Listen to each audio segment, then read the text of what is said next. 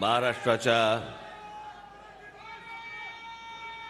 सर्व भागातून आलेल्या माझ्या सर्व ग्रामपंचायत सदस्य आणि सरपंचांचं मी इथे स्वागत करतो।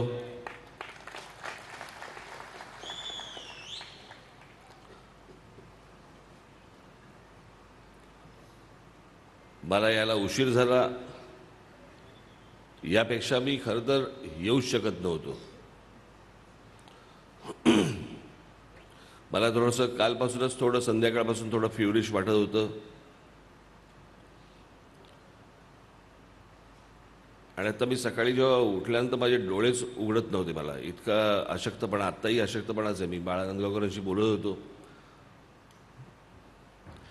मी म्हटलं पण तुम्ही इतक्या लांबून आलेला आहात, तुमचं दर्शन घेतल्याशिवाय मुंबईला परतणार नाही,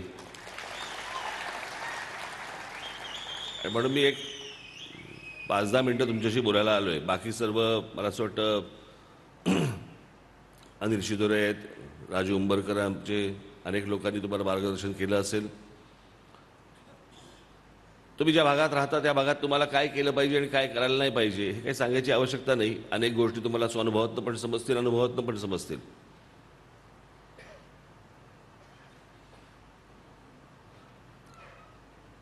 मग त्याचा निधी कसा वापरायचा, तो निधी कसा आणायचा, मग त्याच्यातनं कोणत्या योजना करायच्या, कुठच्या योजना करायच्या,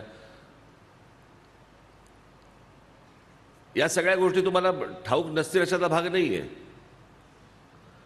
आजची बैठक ही मला अनेक दिवस चालू होते की सर्वांना एकमेकांना भेटायचं आहे आपल्याला, आणि म्हणून मी एक दिवस ठरवला, म्हटलं तुम्हा सर्वांना बोलवावं, तुमच्याशी बोलावं, म्हणून हा आजचा दिवस ठरवला।